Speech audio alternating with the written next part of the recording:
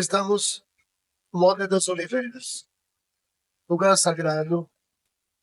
Sabemos que Jesus todo chega Galileia, vem de Jericó, sobe o Monte das Oliveiras. O caminho passa da casa de Marta, Maria e Lázaro.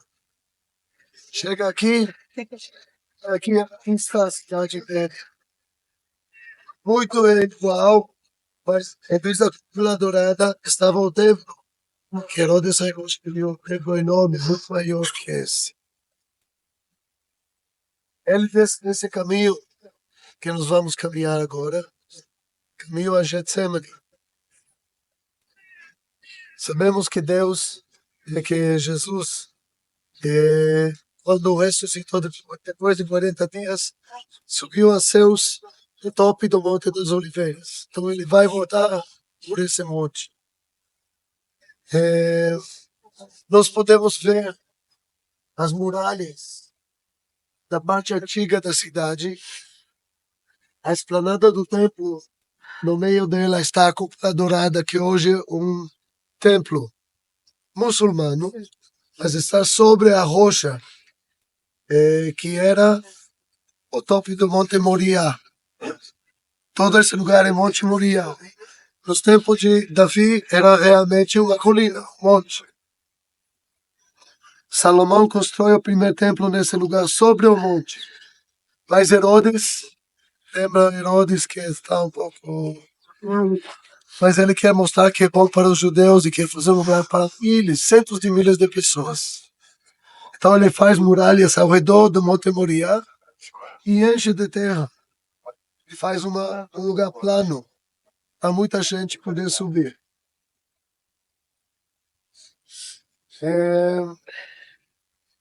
Nesse lugar podiam entrar 500.000 de pessoas, talvez, uma vez. Ao redor, do lado esquerdo, pode ver uma cúpula cinza. Vê essa cúpula cinza? Sim. Hoje é a mesquita de Al-Aqsa. Mas embaixo dela tem escadas. Vocês veem escadas embaixo, mais perto daqui? Cúpula cinza. Ali era a entrada principal para o templo, para o povo. Os sacerdotes entravam do outro lado, o povo. E Jesus era do povo. Ele entrava com todo o povo por esse lado. Pelo menos uma vez por ano ele subia por esse lado.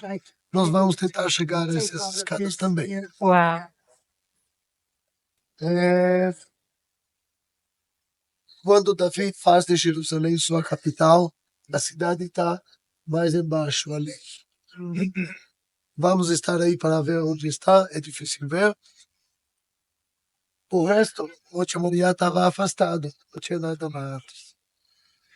Quando Davi faz de Jerusalém a capital, 3.000 anos atrás, 1.000 anos antes de Jesus, quem está aqui, morre aqui, quer ser sepultado aqui, em frente do Monte Moriá. Por isso aqui é o cemitério judeu, desde o tempo de Davi até hoje. Lá embaixo estão as tumbas de 3.000 anos atrás. Até vocês podem ver, tem ali perto de uma árvore, lá embaixo, uma pirâmide pequena. Você pode ver ali como, assim, do lado direito de uma árvore lá embaixo. Essa tumba de Absalão, filho de Davi. Então, até hoje esse cemitério ainda é usado. Continua do outro lado até do monte. E nós vamos, quando descemos fora do vento frio, vamos explicar mais sobre as coisas de lá. Se você vai das muralhas para o lado esquerdo, tem ali uma igreja grande com uma torre branca. Ali é o Monte Sião. Ao lado dessa igreja é o cenáculo, o lugar da última ceia. Vamos ir lá.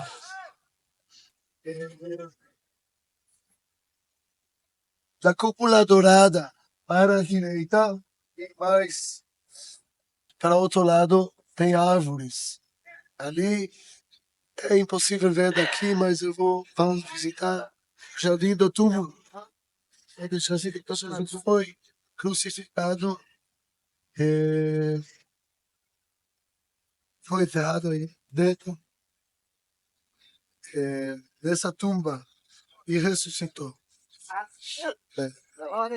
Agora, no caminho temos aqui um lugar que mostra que tem tumbas originais da época. Quero que nós vejamos isso aí. E aí explica como Jesus também foi enterrado aí. E vai ser mais fácil quando vocês veem nos olhos as tumbas que temos aí. E outra coisa, vemos que tem também um cemitério perto das muralhas. Os judeus nunca usariam esse lugar para cemitério porque está no Monte Moriá, no Monte do Templo. Mas quando chega o Islã, ano 630 depois de Cristo, eles perguntam por que vocês fazem esse cemitério aqui? Os judeus explicam. Esse é o lugar do templo. Os judeus querem estar sepultados em frente do templo.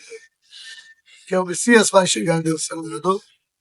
E quem está sepultado aqui vai ressuscitar. Então eles fazem, então nós vamos fazer nosso cemitério mais perto. Eu fazer isso, cemitério lá, está no Monte Moriá. Os judeus sacrilégio.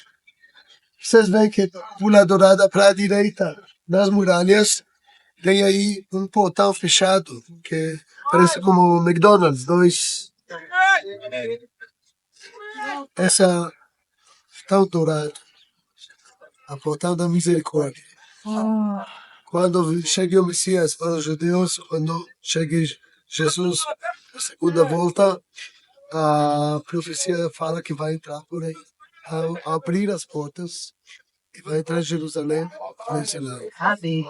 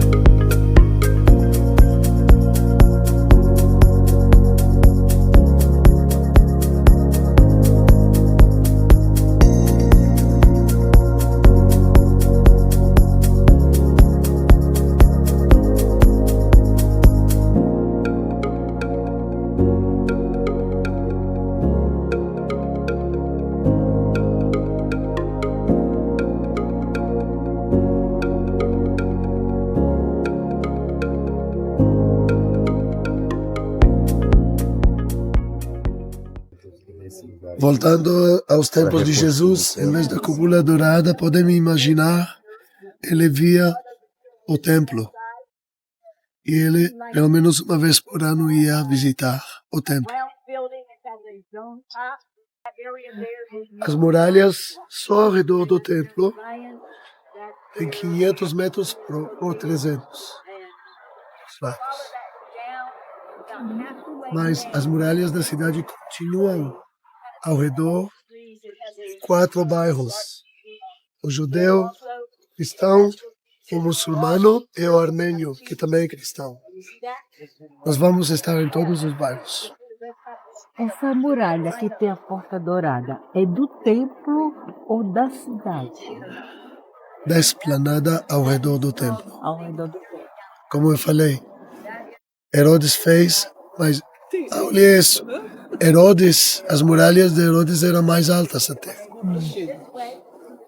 E ele encheu todo o monte de terra para fazer esse lugar plano, a esplanada. Antes disso era o Monte Moriá. Ah, entendi. E o topo do Monte Moriá é a rocha onde, no Monte Moriá, Abraão sacrificou Isaac. Então essa pedra, muita gente fala que é o umbigo do mundo. Glória a Deus. É ali. Coração é Mar da Galileia. Aqui é o umbigo. É uma rocha que está no meio, debaixo da cúpula dourada. Hoje não podemos entrar a visitar a cúpula dourada, essa rocha. Os judeus não vão lá porque não tem templo, é um sacrilégio ter um templo não judeu, não pagão. E faz uns 40 anos, um turista australiano tentou pegar fogo na cúpula dourada. Tentou colocar fogo. Tentou, quase conseguiu. Os policiais israelenses conseguiram tirar ele com vida apenas porque queriam matá-lo. Perguntavam por que você fez isso. Queria que Jesus venha mais rápido. Oh, meu Deus. Porque a ideia é que quando chegue o Messias, Deus vai arrumar as coisas, vai trocar de novo para o terceiro templo. Mas, como sempre, não sabemos como vai ser. Isso, e nem quando, né? Nem quando. Então, estamos na expectativa, mas não sabemos como vai ser. Sempre estamos surpreendidos quando acontece de uma forma que não pensávamos. Então, para os judeus, quem vai reconstruir o templo é Jesus. Tudo só acontece quando Jesus volta, é isso? Ou quando ele chega? Deus vai deixar o povo construir quando o Messias venha. Ah, sim. O Messias, vocês sabem que é Jesus. Sim. Os judeus não Estão sabem esperando. porque tantas coisas passaram, o povo judeu não acredita muito, temos que ver de novo para acreditar. Para acreditar. Quando eles chegam, vão Interessante dizer, essa frase. perdemos Tem que 2000 ver de anos. novo. Perdemos 2000 anos porque estamos esperando ver realmente quem é. Sim. Então aí vai ser o Deus, só Ele sabe como vai ser. Quando a gente tenta de esforçar as coisas, não anda. Sim. Tem que chegar à plenitude dos tempos, né? Para que aconteça. Muito, muito Esse forte. negócio dourado ali. Aqui as cúpulas douradas é uma igreja russa ortodoxa que comemora Maria Madalena. Dali um pouco mais embaixo já é Getsemane. É como se fosse a linha russa do catolicismo, gente. Muito parecida com o catolicismo. É ortodoxo. A maioria dos cristãos em Israel são ortodoxos gregos. A maioria. Mas todos têm aqui igrejas em Jerusalém. Tem, não sei como, 100 igrejas. Cada grupo do mundo tem aqui uma igreja. Ele chega em Jerusalém para a Páscoa. A última ceia no Monte Sião. Ele não visitar lá em cima. Ele desce para dormir a noite aqui, depois de ceia. Já sabendo o que ia acontecer de manhã. Os discípulos vão dormir na caverna. Jesus não pode dormir. Aqui sobre as rochas entre as oliveiras. É agonia. Chama os discípulos. Quem vai vir comigo? Deixa eu passar a noite sozinho. Aqui na sua sangue. Ah, meu Deus. Se é possível, afasta de mim esse cálice. Já sabemos o texto. Isto não acontece aqui. E aí, bem cedo de manhã, antes de vocês chegam aqui os soldados, pegam ele, e ele sobe de volta no caminho que ele desceu depois da ceia. Ele sobe para a casa de Caifás. Embaixo da casa de Caifás tem uma cisterna vazia, sem água. Eles usam cordas para descer Jesus para dentro dessa cisterna fechada, completamente escura. Nós vamos visitar esse lugar. A gente já tem uma forma de entrar, de abrir, mas naqueles tempos era só entrada por cima com as cordas. E ela fica aí muitas horas, talvez até meio-dia mais ou menos, quando decidem entregá-la para Pilatos. Aí tiram ele para fora, ele já está cansado, Jefferson. um dia sem água, sem comida, desde a ceia.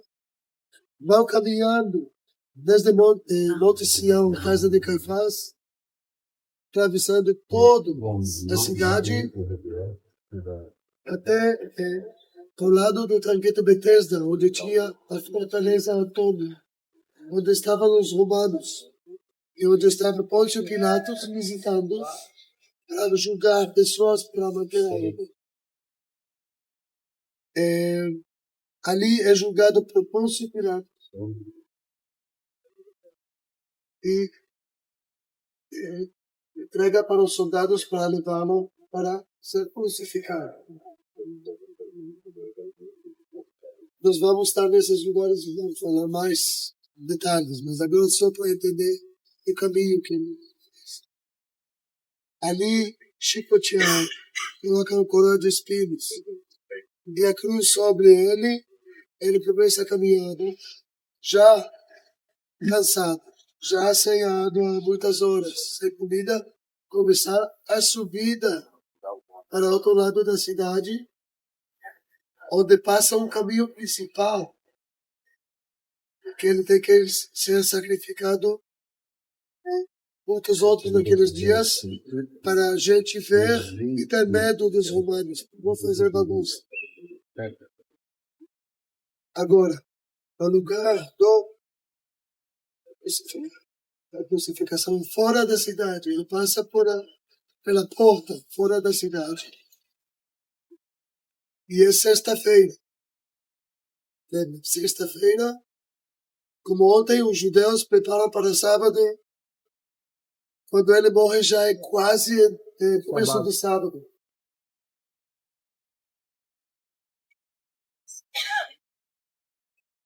Começando, então, os judeus nazarenos, que os discípulos levam ele, preparam para sepultar quando ele morre, colocam na tumba de José de Arimateia, que dá um discípulo de Jesus, ele dá a tumba nova da família dele para ele. Colocam rápido, colocam essa rocha enorme, que você pode dar a volta para fechar a entrada, por causa de animais. Tem animais ferozes fora. Naqueles tempos tinha muitos animais. Leão, lobos, tem muitos animais aqui. Tem ladrões. Você precisa de muita gente para mover essa rocha. Não é algo fácil, é umas toneladas. Mas dá a volta. Sabe? E aí todos correm de volta para a cidade, não podem ficar fora da cidade, os judeus. E fecham as portas. Então, sexta-feira, no último momento, antes da entrada do sábado, é sepultado. Todos correm para a cidade para estar dentro da cidade no sábado. Passa o sábado, termina o dia. Da noite ninguém sai, tem medo de ladrão.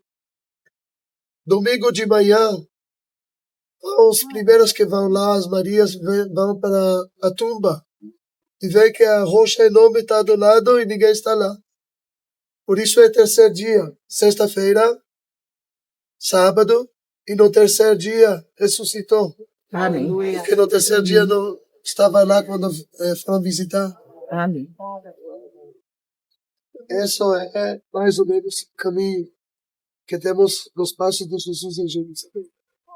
Outras vezes que ele veio também vamos ir. Quando ele sobe ao templo, vamos visitar onde é. Tanque de Betesda, o lugar de milagres. Ok?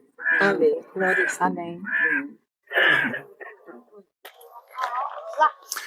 Nós estamos aqui numa região chamada Cesareia Marítima, que foi, na verdade, uma cidade construída por Herodes o Grande, que foi antecessor do Herodes Antipas, que a gente lê ali durante o período do julgamento de Jesus. Ele é o pai desse Herodes Antipas. Ele expandiu o Templo de Jerusalém, ele fez uma série de construções, e esta região aqui ele construiu para ser o seu palácio, fora de Jerusalém, e ele tinha uma neura de ser assassinado e tal, então ele construiu esse palácio, construiu um outro palácio na região de Massada, que nós vamos visitar também. Então, todo esse complexo que eu vou mostrar depois para vocês faz parte do palácio dele e de atividades que ele tinha, de hobby. Por exemplo, aqui atrás de mim está a região onde eles faziam corrida de cavalos, corrida de charretes, né? De aquelas carruagens da época. Agora, eu estou aqui porque essa região que vocês estão vendo aqui biblicamente falando, ali no livro de Atos, reflete aquele lugar onde o apóstolo Paulo foi julgado quando ele apelou para falar com César. Então, de acordo com o guia, exatamente aqui onde eu estou era a sala de julgamento. Então, o apelo que ele fez na época às autoridades para poder ser julgado por César foi feito exatamente aqui no lugar onde eu estou. Então, o mar está aqui à minha direita, né? Atrás de mim aqui, pode virar aqui, meu bem. Atrás de mim aqui, onde tem aquela metade de uma coluna ali e aqueles painéis de vidro, ali embaixo era a prisão. Então, quando ele foi preso, tanto Paulo quanto Pedro ficaram presos aqui. Eles foram presos aqui embaixo, no subterrâneo, eles encontraram o local da prisão, e quando ele apelou, então, para ser julgado por César, ele fez esse apelo judicial aqui e foi julgado, então, pelas autoridades da época. Mostra aqui, meu bem. Aqui tem exatamente o relato, né, de Atos capítulo 25, versículos 11 e 12, que está em inglês, né? Mas quem estiver assistindo esse vídeo pode também ler em português. E o versículo 23, quando diz que na manhã, ou pela manhã, quando when Agrippa was come, veio, quando o rei Agripa veio, and Bernice with great pomp, and was entered into the place of hearing, quando o rei Agripa e Bernice, sua esposa, vieram entrar no lugar onde ele foi julgado, que é aqui que eu acabei de mostrar para vocês, com os chefes e principais homens da cidade, Festus, comandante, Festus commandment, a ordem de Festus, Paul was brought forth. Então, pela ordem de Festus, Paulo foi trazido neste lugar para ser julgado pelo rei Agripa. O apelo dele era para ser ouvido por César, o que não funcionou muito bem, porque daqui ele vai para Roma, ele é transferido para Roma, para esse julgamento, e lá em Roma ele é julgado e é condenado à morte e decapitado na cidade de Roma, o nosso querido e amado apóstolo Paulo. Mas é muito marcante estar aqui, e eu vou mostrar depois algumas imagens aéreas também que nós fizemos. Muito forte, gente, estar aqui nesse lugar e ver pedras originais. Tudo isso que vocês estão vendo aqui, piso original, pedras originais, aqueles degraus que dá para ver ao longe lá, aqueles degraus lá, todos são originais da época de Jesus, né? Porque é da época de Herodes, portanto, da época de Jesus. Muito interessante. Primeiro livro dos Reis.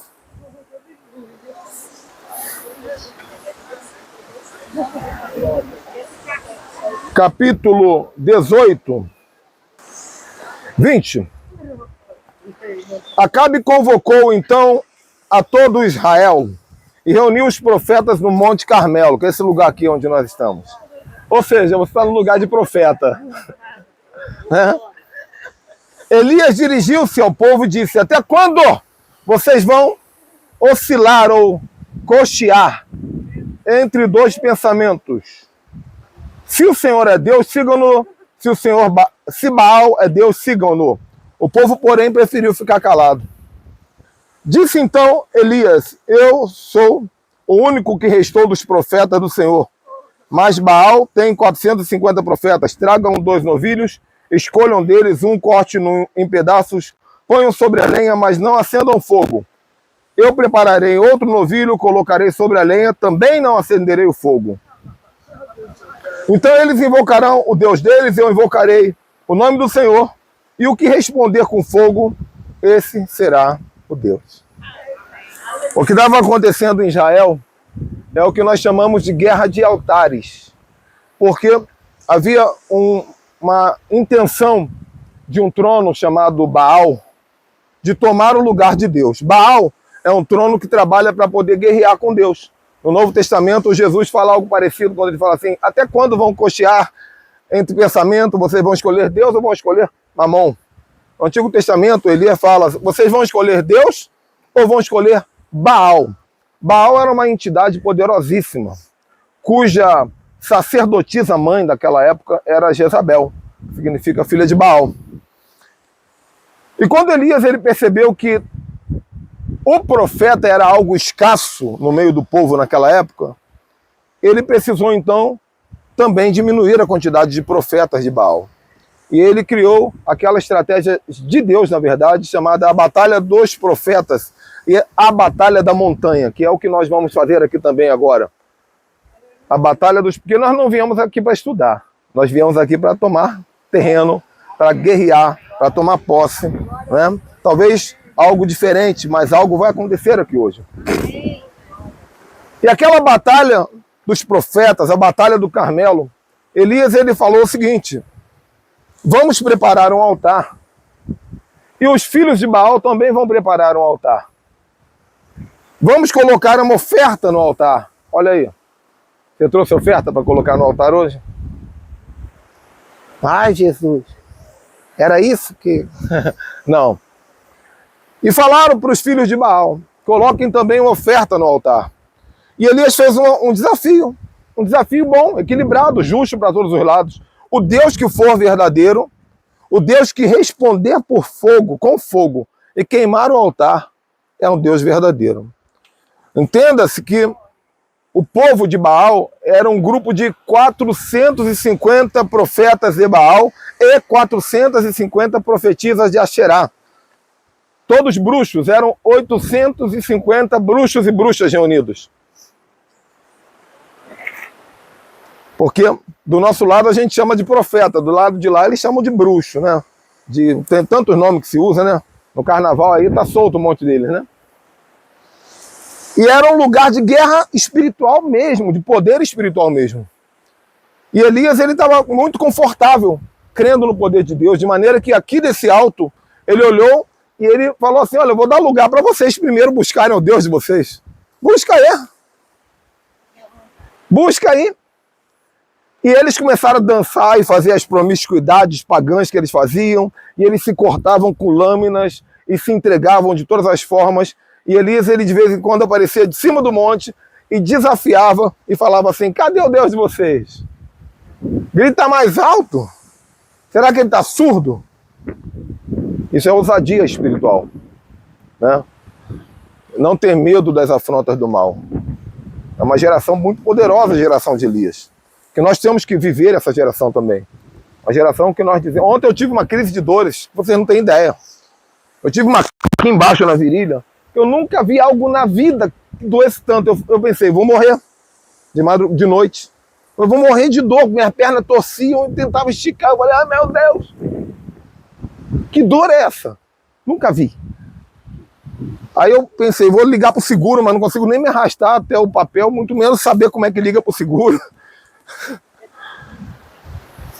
E aí o irmão acordou, cadê o profeta? Acordou, o que está acontecendo? Eu falei: estou com muita dor, socorro. E ele levantou calmamente, pensou, foi na minha direção, levantou as mãos. E bem devagar ele falou assim: dor, deixa ele. Aplauda o Senhor. Enquanto ele orava, a dor desapareceu. E eu levantei, fui ao banheiro, me ajeitei e dormi na maior paz do mundo. Porque foi um ataque. E nós somos atacados, mas não precisamos ser derrotados. Eu vou repetir, para você guardar isso e levar para o Brasil. Nós somos atacados. De ser atacado eu entendo. Nós somos atacados, mas não precisamos ser derrotados. Ser atacado não é uma escolha. Vem um tiro ali. Agora, eu vou para a guerra. Não é uma escolha deles, não. Eu vou guerrear. Então, Elias, ele falou, chamem mais alto, e nada do Deus deles respondeu. Elias, então, fala assim, agora é minha vez. Já estava o altar, só que tem uma coisa. Elias restaurou o altar que estava destruído. Porque naquela época, como é que era a guerra dos altares? Existiam muitos altares para Deus espalhados em lugares estratégicos, onde o povo de tempo em tempo sacrificava nos montes. E o povo de Jezabel e o povo de Baal, eles colocavam sempre os altares próximos ao altar de Deus. Você vai ver os profetas reclamando disso. Deus falando, tire os altares de Baal de próximo do altar do Senhor. Mas não apenas eles colocavam próximo um altar do outro, mas eles derrubavam, eles destruíam, eles profanavam, eles colocavam oferendas malditas no altar sagrado. Então Elias restaurou o altar, porque antes da tua vitória, é necessário que haja uma restauração no teu altar. E talvez você não tenha vindo aqui apenas pela vitória. Talvez você tenha vindo aqui porque Deus quer restaurar o altar na tua vida. Me desculpe falar, mas quem sabe seja tempo de começar a pensar no casamento. Quem sabe seja tempo de começar a pensar no que tem que consertar na vida financeira, no que acontece na tua mente, no teu interior, nos teus pecados ocultos. Porque senão é tudo balela. E o diabo morre de rir. Não adianta nada dentro do ônibus. E o diabo está cantando junto. Não, nós vamos voltar para aquele ônibus. E qualquer canção, qualquer aleluia, qualquer glória a Deus, vai ser um glória a Deus de quem saiu do Monte Carmelo após uma grande vitória. Mas o altar tem que ser restaurado. Ajeitou o altar, o animal morto já estava lá, e ele falou, enche o altar de água em cima, bota água. E água naquela época era raro, porque era tempo de seca. Então, o povo foi trazendo só água pessoal, que eles subiram um monte com água, para beber, para isso, para aquilo. E o povo foi entregando, toma água, bota água, bota água. Parte do sacrifício. Mais uma vez, encheu o altar de água, por cima e ao redor. E Elias falou assim, mais uma vez, se Baal é Deus, ele teria feito lá, ó, mas não fez. Mas agora vocês verão quem é o verdadeiro Deus de Israel. E nós temos que captar essa unção aqui hoje, para voltar para o Brasil podendo falar assim, você sabe quem é o meu Deus? Você sabe quem é meu Deus? Eu não quero que você saiba que eu sou Ricardo Ribeiro. Não vale de nada. Agora, você sabe quem é o meu Deus? Então aqui é um lugar de autoridade espiritual. Tudo que eu estou falando aqui são chaves de autoridade. Chaves de poder, chaves de unção. Elias levanta a mão para o céu e ora. Deus, faça chover fogo do céu. Agora imagina chover fogo do céu. Buf! E a Bíblia diz que de uma só vez a labareda do céu consumiu o sacrifício, consumiu o holocausto e até mesmo o altar. E a água. Deus estava ali. Depois disso Elias falou assim, agora tragam-me os profetas de Baal, as profetisas de Asherá. Eu não sei como ele fez para juntar todo aquele, porque o povo era para correr, né? Talvez alguns anjos ajudaram, talvez alguns remanescentes israelitas de autoridade ajudaram, mas na hora apareceram e trouxeram aquele povo. E a Bíblia diz que Elias matou 850 bruxos e bruxas ao fio da espada. Amém? Então nós vamos orar. Mas o que nós vamos tomar posse aqui hoje? Eu vou tomar posse da minha autoridade de olhar para Baal e dizer assim, meu Deus é Deus. Eu vou tomar posse da minha autoridade de dizer, Senhor, eu estou restaurando o meu altar nesses dias. O meu altar que eu estou restaurando. Tantos, um deles é de oração. Eu vou orar como nunca antes, já tenho orado. Vamos orar. Altar da santidade, altar da vida espiritual. Né? E aqueles que você vai restaurar quando voltar em casa. Para que você tenha autoridade. Eu quero que você tenha autoridade. A palavra que eu tenho para vocês hoje é autoridade. Se apareceu Satanás na tua frente, você fala assim, tá tranquilo. Porque eu estou cheio de autoridade. Vamos ficar de pé? Vamos orar? Senhor, no nome de Jesus, nós te louvamos, nós te exaltamos, nós te enaltecemos, nós te agradecemos, Pai, nós te louvamos, nós te colocamos no altar muito alto, Pai, no altar mais alto que podemos imaginar. E Deus, colocamos diante de Ti o nosso coração, Pai. Senhor, queremos dizer que estamos aqui nesses dias para restaurar o altar. Pai, nós lançamos água porque sabemos que virá fogo, Pai.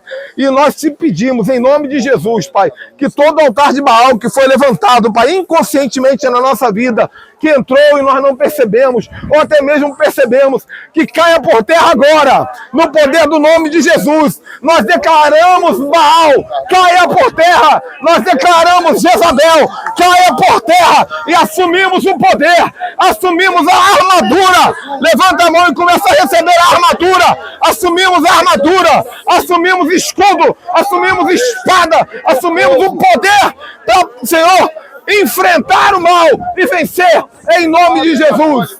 Pai querido, nós declaramos sobre o Brasil a queda de todo espírito de Baal, todo espírito de Jezabel. Pai querido, nós declaramos a queda desses demônios. Caia em nome de Jesus. Ramanassure, Pai. O teu mover, sobre a nação brasileira, sobre a igreja do Senhor aqui representada. Pai, eu coloco os nossos familiares. Pai, toca nos nossos familiares. Salva os que salva os que não te conhecem. Em nome de Jesus. Sim, Senhor. Pai, levanta profetas neste lugar. Levanta profetas. Olha aí, ó. Olha aí, ó.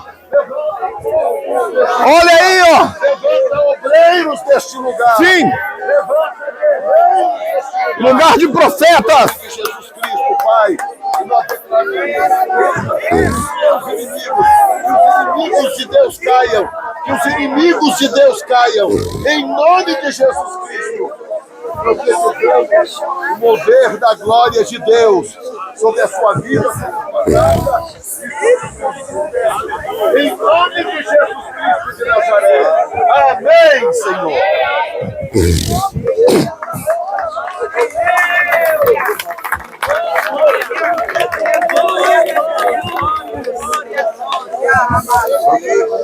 Legal aqui.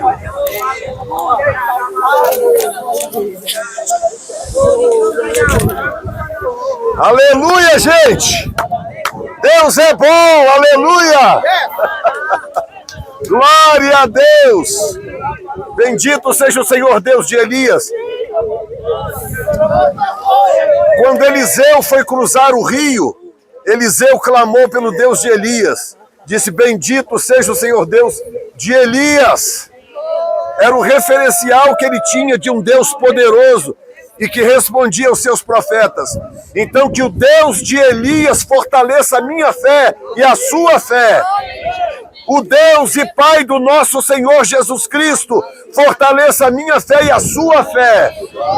Abençoe a nossa casa, nossas igrejas e a nossa nação para a glória do nome do Senhor. Amém.